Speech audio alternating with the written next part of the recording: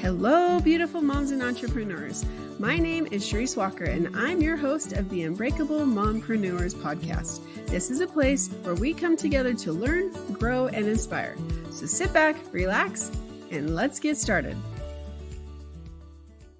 Well, hello, Unbreakable Mompreneurs. We have yet another episode, and I'm here today with Michele Defilippo, and she is an amazing woman who has been an entrepreneur for years and a mom as well. And so I'm excited to have her join us because if you've ever thought about writing a book, you need to tune in. So Michele, why don't you introduce yourself? Well, first of all, Sharice, thank you for having me. I appreciate being able to be here with your listeners, and I hope I can be of service to them. As many in your audience probably know, if they are writing or have finished writing a book, independent publishing, self-publishing, has become very complicated in recent years. Authors, when they finish that manuscript, they face an overwhelming number of choices on how best to bring their book to market. And unfortunately, there's not enough transparency among all those choices. So my story, the easy short version, is that we make it at 1106 Design, we make it easy for authors to release a top quality book, keep control of that book, and earn more money every time they sell a book. So my goal today and on other podcasts is to give authors the information they need to ask the right questions and to make the choice that's best for them in the marketplace. And I love this because, as we talked a little before, I am getting ready. My book's coming out May 6th. And so I've hired somebody and they're helping me through the process. And they said, because I'm going to self-publish, they said, okay, go open a publishing company. So I did, and I'm waiting for them to tell me the next steps. But they're like, we're just going to put it out on Amazon. And I was reading, there's a secret with Amazon that I didn't know. So I don't know if I want to do this. That you said that, is it good? Let me just ask you this. Is it good to publish on Amazon, or would you recommend not? Oh, yeah, you have to be on Amazon. That's, 80% of all books that are sold on Amazon. So you have to be there. And you also need to be on other platforms like Barnes & Noble and Books A Million. And you have to have your book available if someone should walk into a bookstore and be able and ask to order it. So you have to have it's collectively that's known as distribution. So you have to have wide distribution. There's no choice about that. But the issue is you do not have to go through a publishing company to do that. And that's where the trouble starts, because people either never knew or forgot that self-publishing means that the author is the publisher. You should take control of your book and keep control of your book, because these distribution platforms are available directly to you. You don't need a middleman to put your book on Amazon for you or to put your book on Barnes & Noble for you, because most of the companies that do that are taking some of your money when the book is sold. And they're paying. The key word to look for is royalty. They're paying you a royalty instead of the full publisher compensation when the book is sold. So that's my core message. Okay. So in other words, you don't technically own your book. The publishing company does. That's correct. Once you sign up with a publisher, and sometimes they'll kind of reel you in by saying they'll give you a free ISBN. Mm-hmm. Now, an ISBN is basically the model number of your book. It's the way the book industry tracks inventory. Mm-hmm. So if anyone who's giving you a free ISBN is giving you one of their ISBNs, and they become the publisher of record of your book. You are still the author, of course, and you still have the copyright because you wrote the manuscript. But after that, they become the publisher of your book. And what that means is that when a book is sold, they get the reports from Amazon and Barnes & Noble and so forth. They get paid when the book is sold, and then they pay you usually a portion of the money that is received, not the full amount you can get if you put those books up on your own print-on-demand platforms and do it yourself. Okay. So what are you recommending then? So say that I have this book, because this isn't my first one I'm going to be doing. There's a series. I have a book and I say, okay, now what's my next step? Like, what are your recommendations? Because I saw that you said that if a book costs $20, Amazon is going to take, 40% of that? Correct. And you can't avoid that no matter who publishes your book, you can't avoid that. That's the retailer's fee for making your book available to the public. So on a $20 book, Amazon's going to take about $8. That's called the wholesale discount. The Okay. print cost is going to, usually for a 200-page book, the print cost would be about $4. And so the net to the author should be around $8. Now that varies with the choices, the options that you select. But some self-publishing companies, publishers, hybrid publishers, whatever they call themselves, they're paying authors as little as $1 or $2 every time a book is sold. So they're making more money than the author does That's on the book. And that's the alternative to that is companies like mine, 1106 Design. What we do is we help authors prepare the book with the services that you need, editorial and design services and so forth. We help you get set up on the very same platforms for sale as publishers do, only these accounts are in your name. They're not in the publisher's name. So when a book is sold, 100% of the money that you can earn goes directly to your bank account, never to anyone else's first. That's fantastic. Yeah. And so obviously, so I hire you basically as my coach, and then you just take me through the process. Is that? Yeah, you could call it that. We do answer around 200 questions by the time the book is done. It's basically a 3 or 4 month conversation, depending on the book.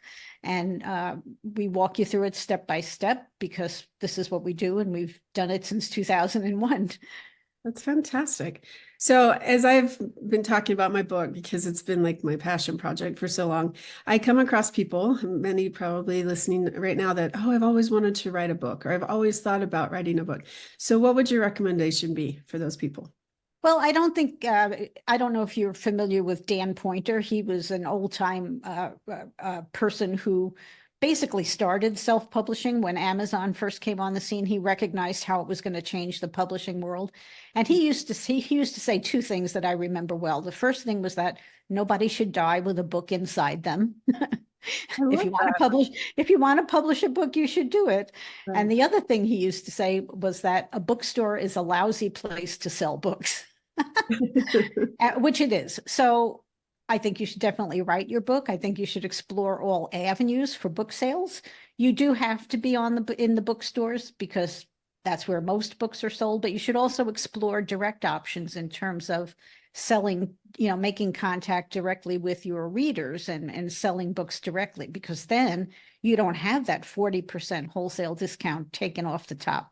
When you sell a book. You still got your printing costs, you still have shipping and handling to get the book to the buyer, but the rest goes to you then. So it's really, to the extent that you can sell books directly, much more profitable for you. That's great. So would you recommend, because I published a book with one of my coaches a couple of years ago, and she had me order them from China, right? So it took a few months to get here, but it was about 40 cents a book, so it wasn't that big of a deal. But I have like 5,000 books sitting in my dining room, because I can't sell them. It's a long story. But would you recommend that, or would you recommend it more of an on-demand type where people can, how would you recommend your? Well, that's an individual choice, right?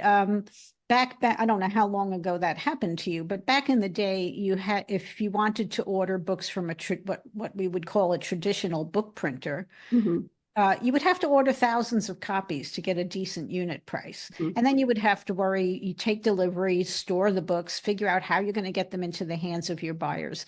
Right. Then print on demand came along and made that pretty much obsolete. Now, it's not obsolete if, let's say you're a speaker and you go out and speaks in front of audiences once a month or twice a month, and you can sell books in the back of the room, then by all means, go ahead and place that bulk order, right?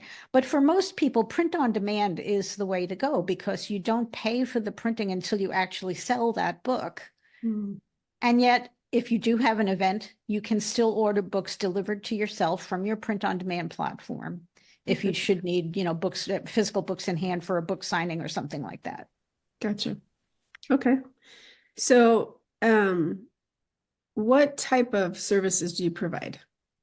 Okay, we do everything from manuscript to market. We can provide manuscript editing. Then we would usually carry on with cover design and then interior design. Then we would proofread the book after it's laid out and designed. Then we make an ebook. Then we help the author get set up on the print-on-demand platforms in their own name. And after that, it's all on autopilot. You don't have to lift a finger, except for marketing. You always need to market your book. So I've talked to some, like I know some people that they don't write their book. They have the concept, but they have a ghostwriter basically. So they say, here's what I want to talk about. They write a few things and then the ghostwriter can take it and run with it. Do you offer those services or do you recommend that? No, we don't get involved in the writing, but I do know many book coaches and writing coaches and ghostwriters that I could refer someone to if they want to do that. Okay. It's expensive. Well, as you can imagine, it's expensive, right? Because they are writing the book for you. So, you know, ghostwriters might charge upwards of $30,000, $40,000, $50,000 to do that. Wow. Yeah. I had no clue. That is a lot. So you have to sell a lot of books. And if you're only making $8 a book or, you know, less. Yeah.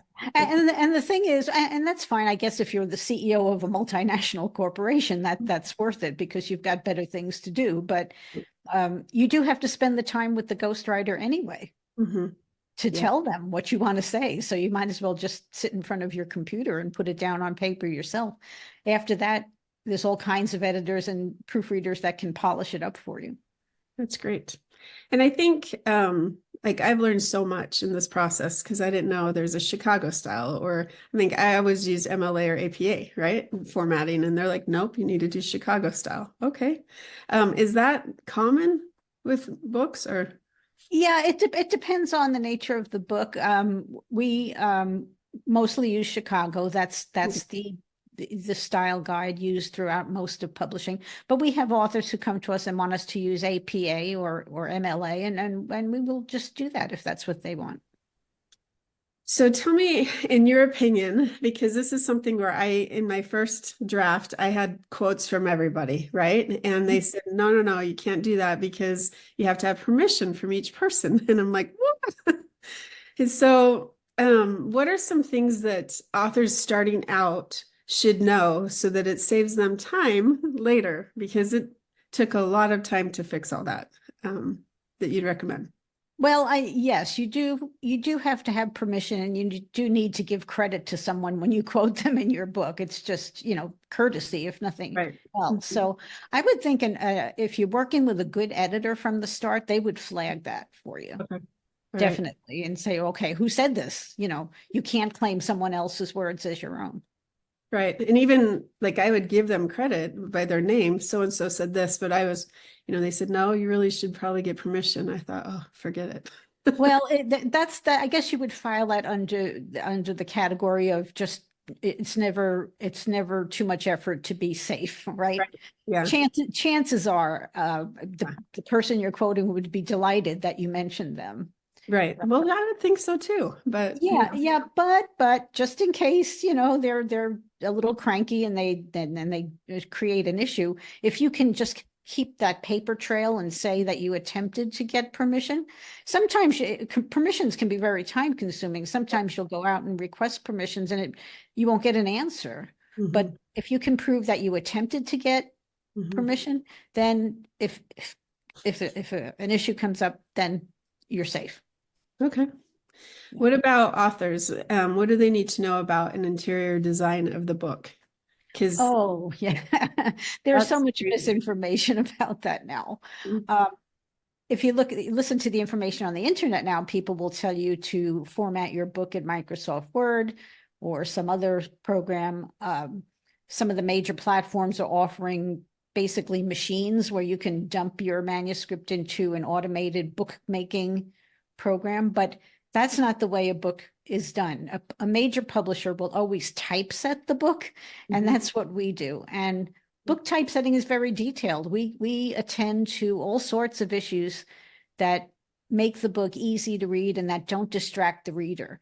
And the reason for that is that we want the reader to focus on what you're saying, not be distracted by poor spacing or gaps between words or so forth. There's a whole science called book page composition, and typesetters get gray hairs attending to all the rules. I can tell you that.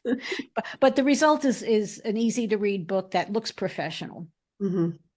And like I said, I've learned so much that I commend you, because there's so much to writing a book that I never knew, because it's like, well, here it is. And, because I'm somebody who's written a ton of research papers, right? So that's just the way it is. But no, with a book, there's so much information. So why should somebody hire you instead of just going and doing it on their own? Well, it's like any line of work, right? If you haven't been trained and you don't have experience and you didn't get to work with people who taught you how to do it the right way, you're not going to get the same results as someone who does it for a living. Right. And you've put so much effort and time into that manuscript. Now is not the time to skimp and to get you need to give it a great presentation now, because this is what you're offering to the public, and the public knows the difference. If you release a book that has typos or bad typesetting, they're going to post a bad review about your book, and there's nothing you can do to get that back. That's a good point. Yeah. So if you don't give your book a good presentation, a good cover design, a good interior design, then you're really reducing your chances to succeed. And after all that effort, why would you do that? And I think that's because I had somebody approach me. I did a publicity summit, right? And it wasn't cheap, but I thought, okay, so I've spent 2 years of my life writing this book, and now I have it published and it sits there, nobody knows about it. Why would I do that? And so what are some things that you'd recommend to people that once they have their book in process, or, it's in production, what should they do to be able to get more attention to their book? Or what do you recommend when you're coaching? Well, you should actually start thinking about your market before you begin writing the book, right? But once it's in production, then you can start to get serious about, okay, where's my audience? How am I going to connect with them? Where do they hang out online? What are they looking for? What problem am I solving? And then start to promote your book. The one thing I would always say to authors is, please don't do pre-orders while your book is still in production. Focus on one thing first. Focus all of your attention on the production of the book. Then when that's done, we can set it aside, and then you can start to pre-market your book and set up your pre-order if that's what you want to do. But I don't even recommend pre-orders unless you have a great big audience waiting for the book. Just, finish it, get it up there, and start talking about it once it's available for sale. That's my advice. It's fantastic. Okay, so two things that if I'm brand new thinking I want to write a book, what are two pieces of advice that you'd recommend? The first thing is to figure out whether your book is a hobby or you intend to sell it and run your publishing company as a business, because there's two different approaches to production in that regard. If your book is just a hobby and it's only for friends and family or for yourself, then it doesn't matter as much if you take some production shortcuts and save some money. But if your book is meant for sale as a business, then the bar is higher, because now you're asking people to hand over their hard-earned money for your book. So they deserve quality. And they will, like I said, they will retaliate with bad reviews if they don't get it. So don't do that to yourself. Every business requires an investment, and publishing is no exception. I like that a lot. And I think that it's important to talk about what a book is. So, because sometimes a book that you're seeing behind me, lots of books, right? They're this thick or an inch thick versus 20 pages. So what is a book? How would you define a book? Well, technically a book is 100 pages or more, right? But we've worked on books of all sizes, and actually books have gotten smaller over the years, because the internet has trained us to want information quick now. You won't find 700-page novels like you did in the 1970s. Nobody would buy them and nobody would read them anymore. So books are trending smaller. So I would say when you're getting close to finishing your manuscript, or even when you're planning your manuscript, look at what the big publishers are doing in terms of book length, right? Because they have all kinds of resources available to them to do market research and know what sells. And so as much that you can borrow a lot of information from the major publishers indirectly and take advantage of all their knowledge without actually spending and doing that all yourself. It's called market research, right? Well, yeah, and it's for free. I mean, Amazon makes it so easy. You could spend a few days, looking at similar books online at Amazon from major publishers and say, okay, their book is 200 pages, their cover looks like this, their interior design looks like this, and they do everything purposefully, okay? Major publishers and all publishing companies that are serious never do things out of emotion about what they like or what they don't like or what they feel. They always do things with a purpose. They know the market that they're going for, and they do everything to attract that market. I like that. Are endorsements an important thing to have? Sure. If you know somebody who's prominent in your field for a nonfiction book, if you can get endorsements from people who everyone would know, that recognize their name, then by all means do that. If you can get an endorsement from someone that's nationally known, say Oprah, then her endorsement would go on the front cover. For endorsements from people that are less known, maybe you can put them on the back cover or on the first inside page of the book. Yeah. So what have I not asked you that you would like to authors, future authors or current authors to know? Oh gosh, you've asked a whole bunch of great questions here. This has been one of the best interviews I've done so far. I'm kind of new at this podcasting thing. So that's great. I appreciate that. Okay, so this is something I have to ask everybody, but I'm going to tweak it a little. So you are sitting on a park bench and you're talking to your 18-year-old self who isn't quite sure what they want to do. They want to write a book, but they're not quite sure. What would you recommend to them? Go for it. Don't hold back, because life is all about chasing your dreams. And sometimes you'll catch them and sometimes you won't, but don't ever say no to life. I love that. Yeah. And as a mother, how has this affected, or, how has this impacted your family? Because you've been doing this for quite a while, obviously, this service. And so have you been grateful to be an entrepreneur, and has it helped with being a mom? Like, what would you recommend for women? Oh, absolutely. In 1980, I couldn't decide whether I wanted to have a baby or open a business. So I just decided I decided I just have to do both. So I opened the business first in 1980. It was a typesetting business. And 2 years later, I had my son, gave birth to my son. And actually, looking back on it now, I think if you own and back then it wasn't possible to work from home. Right. Even though I was in my own business, I had to get in the car and drive to an office and send my son to daycare and so forth. So, but I did have, and it did generate for me, and even more so now, it would generate so much more flexibility than working for a corporation, right? Where you have to count your sick days and take vacation days if your child gets sick and has to go to the doctor and all of that. So being in business, though you will work hard, there's no doubt about that, you do have flexibility to take care of your family at the same time. And I think that is priceless. That's fantastic. Yeah. Well, how do people find you if they want to get a hold of you? Okay, people can go to 1106design.com. That's our website. And if they go there and they put in their email address, they can download for free my little book called Publish Like the Pros. And I guess it's not technically a book. It's 88 pages, but it's a quick read of an overview of what's necessary to publish a book the quality way, and set up with the POD accounts in your own name, like I just talked about. And it hopefully will answer a lot of your questions. And after that, if they want to make contact, they can email me directly at md@1106design.com. Or they can fill out our contact form and tell us a little bit about their book, and then we'll have a conversation with you. We're not a big book factory. We're a small company. We like to give personal attention to every author, and we like to give custom solutions to every author. So that meets their needs and the needs of their book. So that's my pitch, and we would love to talk to you.